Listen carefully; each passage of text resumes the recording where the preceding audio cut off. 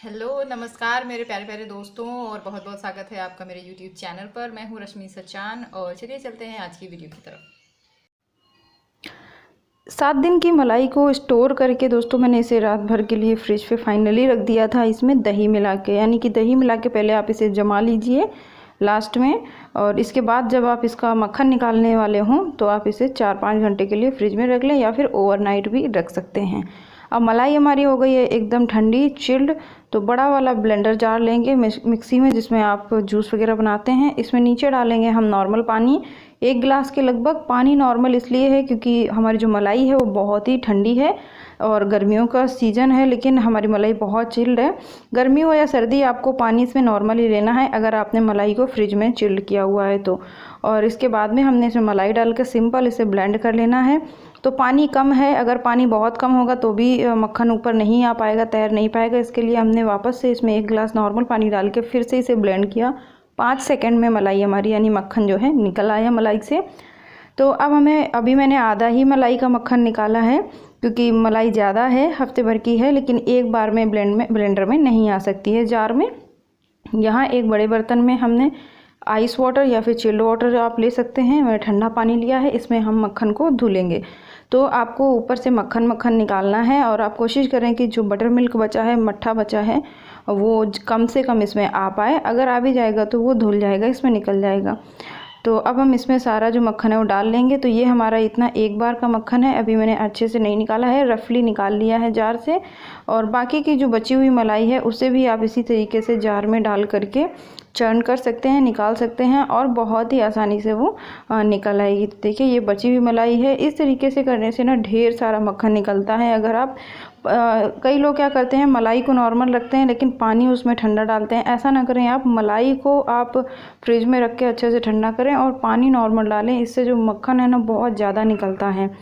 तो सारा मक्खन हमने निकाल लिया है। और दोस्तों मक्खन में हाथ तो लगाना ही पड़ता है क्योंकि ये जगह जगह चिपका हुआ होता है, इसलिए हमने जो है हाथ से इसे हम अभी हैंडल करेंगे। तो अब इसे हम सारे मक्खन को एक साथ लेके आएंगे। और ये जो पानी है आप देख पा रहे हैं कितना बिल्कुल दूध जैसा हो गया। इसका मतलब है कि अगर आप पानी से नहीं धोते तो आपके मक्खन में कितना सारा मट्ठा रहता है या फिर छाछ रहता है। तो अगर मक्खन बिना धुले हम जब घी बनाते हैं तो घी कम निकलता है, क्योंकि जो मक्खन बनाने के बाद में एक खुरदरा सा मावा जैसा, खोया जैसा बचता है, वो ज़्यादा निकलता है, जो कि खट्टा खट्टा होता है। और जब वो ज़्यादा निकलता है तो घी ऑटोमेटिकली कम हो जाता है, कम निकलता है, क्योंकि उसमें भी ढेर सारा घी अब्जॉर्ब होता है और ज़्यादा पकाना पड़ता है, घी बहुत सारा जल जाता है।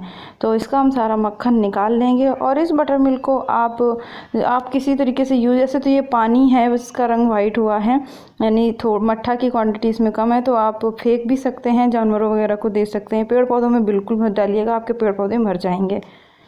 अब मैंने वापस से उसी कढ़ाई में इसका मक्खन से घी बनाऊंगी। तो गैस पे चढ़ा लिया है इसे और सारा मक्खन मैंने डाल दिया है।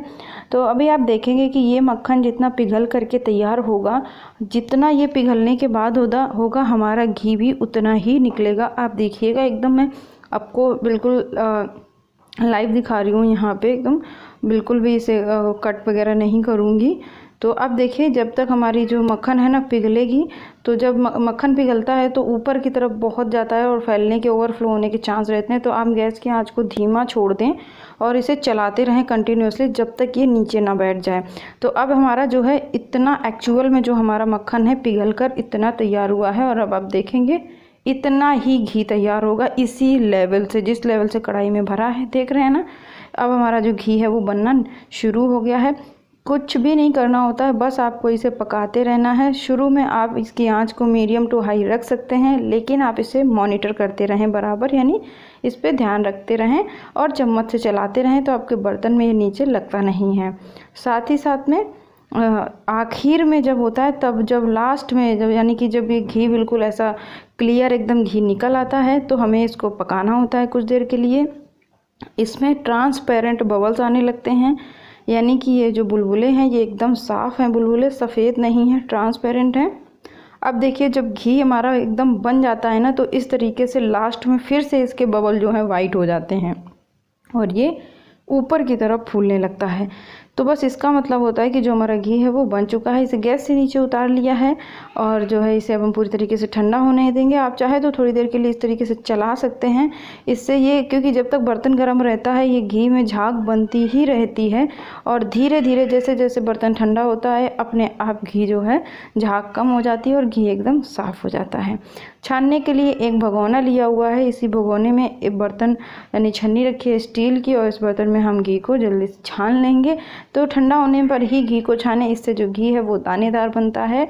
और घी को अच्छे से पकाएं। घी का जो मावा होता है वो जब तक लाल ना हो जाए तब तक पकाते रहें। अगर आपने मावा सफ़ेद रखा, ये देख रहे हैं ना जो कढ़ाई में मावा बचा है कितना लाल है, अगर इस मावा को मैंने नहीं पकाया होता, सफ़ेद रखा होता, तो हमारा जो घी है वो बहुत जल्दी स्मेल करने लगता और ये टिकाऊ नहीं होता। तो अब ये जो देखिए इतना सारा घी निकल आया है हमारा, एकदम बढ़िया घी, शुद्ध देसी घी निकल आया है।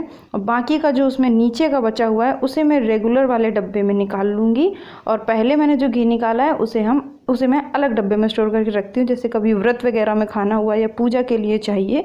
तो अब ये जो नीचे का है इसे हम रेगुलर वाले डब्बे में निकाल लेंगे, जिसमें डेली हम रोटी पे लगाते हैं, दाल वाल में डाल के खाते हैं। तो ये देखिए इसमें सिर्फ 2 चम्मच मावा निकला है। दोस्तों आपको ये वीडियो मेरी कैसी लगी ज़रूर बताइए मुझे कमेंट करके, लाइक शेयर करना मत भूलिए।